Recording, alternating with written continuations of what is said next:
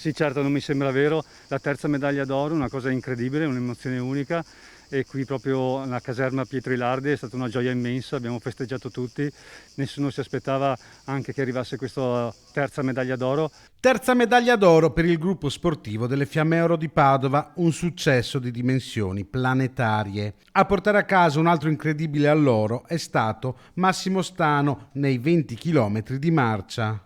Un'impresa che per il direttore tecnico Sergio Baldo nasce da lontano dall'impegno e il sacrificio di Stano.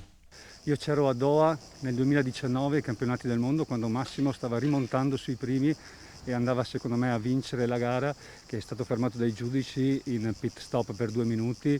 È stata una decisione sofferta e forse Massimo non si meritava quello stop, ma da lì è partita la determinazione per migliorare la tecnica di marcia. Hanno fatto 2 anni di lavoro incredibile. Io sapevo che Massimo aveva lavorato bene, sapevo che era in grandi condizioni e tecnicamente in questa competizione poteva veramente dire la sua.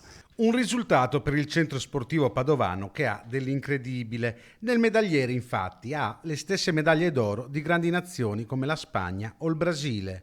Una soddisfazione celebrata anche dal presidente della regione Luca Zaia, che si è complimentato con il marciatore delle Fiamme Oro. Io dico abbiamo fatto la storia, 3 medaglie d'oro a Padova con le Fiamme Oro di Padova, l'atletica leggera che era da anni che soffriva di questa difficoltà a vincere le medaglie internazionali. Quest'anno ci siamo presi le soddisfazioni e se le ha prese Padova, questa città e questo grande gruppo sportivo che sono le Fiamme Oro.